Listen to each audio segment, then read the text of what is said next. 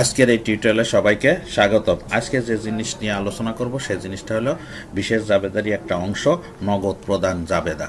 নগদ প্রদান জাবেদা করতে গেলে সর্বপ্রথমেই মনে রাখতে হবে যে নগদ টাকা ছাড়া এখানে কিছু আসবে না, তবে নগদ প্রদান অর্থাৎ চলে যায় যে টাকা ব্যবসা থেকে, যে সমস্ত লেনদেনের মাধ্যমে ব্যবসার থেকে নগদ টাকা চলে যায় সেই হিসাবগুলোই শুধু এই নগদান বইতে লিপিবদ্ধ করা হয়। এবার দেখি উদ্দীপকে কি বলেছে। উদ্দীপকে বলা হয়েছে নাসির আলী নিম্নোক্ত লেনদেন সময় 2016 সালের নভেম্বর মাসে সংগঠিত হয়েছে। নভেম্বরে এক নগদের 7,500, অর্থাৎ তার হাতে নগদ টাকা ছিল 7,500 টাকা। নভেম্বর 2 শহীদের নিকট নগদ বিক্রি করছে 8,000 টাকা। নভেম্বর 4 মারিয়ার নিকট হতে 5,400 টাকা প্রাপ্তি এবং বার্তা প্রদান 100 টাকা।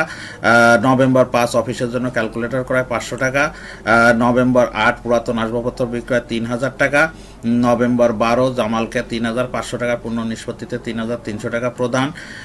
নভেম্বর 18 অফিস ভাড়া প্রদান 2,500 টাকা। নভেম্বর 20 ঋণ গ্রহণ 10,000 টাকা। নভেম্বর 23 ব্যক্তিগত প্রয়োজনে উত্তোলন। এই ছিল আমার উদ্দীপক। দেখি এবার কিভাবে আমরা এটা সলিউশন করি। How to solution. সর্বপ্রথমে একটা ঘর কেটে নিলাম, যে ঘরটি পূর্বেই আমরা নমুনা ছকের মাধ্যমে দেখিয়েছিলাম। তারিখ, চেক নং, ডেবিট হিসাব খাত, সূত্র। ডেবিট দিকে থাকবে ক্রয় হিসাব, প্রদেয় হিসাব, অন্যান্য হিসাব, আর ক্রেডিট দিকে থাকে প্রাপ্তবার্তা হিসাব আর নগদান হিসাব। অর্থাৎ ক্রয়ের মাধ্যমে টাকা যেতে পারে, প্রদেয়কে পরিশোধ করলে টাকা যেতে পারে, অন্যান্যগুলো অন্যান্য কলামে লিখব। আর বার্তা প্রাপ্তি লাভ হলে বার্তা প্রাপ্তি হয়, অর্থাৎ প্রদেয়কে দিতে গেলে বার্তা পাইলে এখানে লিখবো, আর নগদ টাকা যত চলে যাবে সব নগদান কলামে লিখব। এইবার এখানে প্রথমেই বলা হয়েছে নভেম্বর 1 নগদ যেটা নগদ হাতে রয়েছে, এটা টাকা আসে নাই, এটা আমার ব্যবসা প্রতিষ্ঠানের সম্পদ, এই জন্য এই এন্ট্রিটা এখানে লিপিবদ্ধ হয়নি।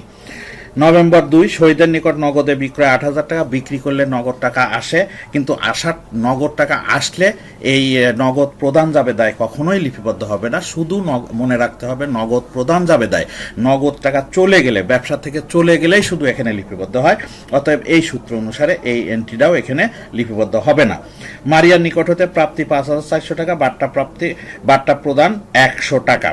অর্থাৎ মারিয়ার নিকট হতে নগদ টাকা পাইছি, পাইলে ব্যবসায় আসছে, ব্যবসা থেকে যায়নি, অতএব এই এন্ট্রিটাও এখানে আসবে না। 5 তারিখ অফিসের জন্য ক্যালকুলেটর ক্রয় করছি 500 টাকা। যেহেতু ক্যালকুলেটর এটা অফিস সরঞ্জাম বলতে পারি, অফিস সরঞ্জাম বা অফিস সাপ্লাইস হিসাব ডেবিট আর নগদান হিসাব ক্রেডিট, এই জন্য অফিস সাপ্লাইস হিসাব ডেবিট হিসাব খাতে লিখলাম অফিস সাপ্লাইস হিসাব। আর টাকাটা যেহেতু অফিস সাপ্লাইসের কোনো কলাম ডেবিট দিকে নাই, এই জন্য অন্যান্যর ঘরে, আর নগদ টাকা চলে গেছে না, এই জন্য নগদানের ঘরে। পুরাতন আসবাবপত্র বিক্রি করছি 3,000 টাকা, যেহেতু পুরাতন আসবাবপত্র বিক্রি করছি নগদ টাকা আসছে, অতএব এই এন্ট্রিটাও এখানে লিপিবদ্ধ হবে না। 12 তারিখ জামালকে 3,500 টাকার পূর্ণ নিষ্পত্তিতে 3,300 টাকা প্রদান করছি। এইবার প্রদান করছি যেহেতু এই এন্ট্রিটা আসবে, কারণ প্রদান করলে নগদ টাকা অবশ্যই চলে যায়। তো এখানে জামালের পাইতো আমার কাছে 3,500 টাকা, যেহেতু পূর্ণ নিষ্পত্তিতে ভবিষ্যতে সে আর টাকা দাবি করতে পারবে না, তাহলে প্রদেয় হিসাব হলো ডেবিট, এই জন্য ডেবিট হিসাব খাতে লিখলাম জামাল হিসাব। আর প্রদেয়র ঘরে পুরা 3,500, কিন্তু টাকা প্রদান করছি 3,300, ফলে 200 টাকা বার্তা পাওয়া গেছে, এই জন্য বার্তার ঘরে 200 আর নগদ প্রদান হয়েছে 3,300। অফিস ভাড়া প্রদান করছি, যেহেতু অফিস ভাড়া দিছি নগদ টাকা চলে গেছে, এই এন্ট্রিটাও আসবে। নভেম্বর 18 তাহলে ভাড়া হিসাব ডেবিট খাতে হলো ভাড়া হিসাব, আর নগদান ভাড়া হিসাব নামে কোনো ডেবিট খাতে কোনো কলাম না থাকায় আমরা অন্যান্যর ঘরে লিখলাম, আর নগদান হিসাব ক্রেডিট, এই জন্য নগদের ঘরে লিখলাম। ঋণ গ্রহণ করা হয়েছে 10,000 টাকা, যেহেতু ঋণ গ্রহণ করলে নগদ টাকা আসে, অতএব এই এন্ট্রিটাও এখানে আসবে না। 23 তারিখ ব্যক্তিগত প্রয়োজনে উত্তোলন 2,000 টাকা, ব্যক্তিগত প্রয়োজনে উত্তোলন করলে অবশ্যই ব্যবসা থেকে নগদ টাকা চলে গেছে, এই জন্য এই এন্ট্রিটা এখানে লিপিবদ্ধ হবে।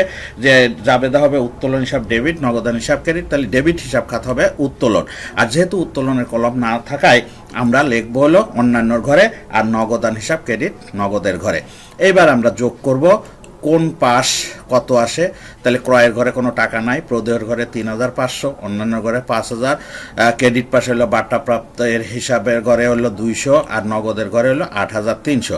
এবার মোট কত আসে দেখি।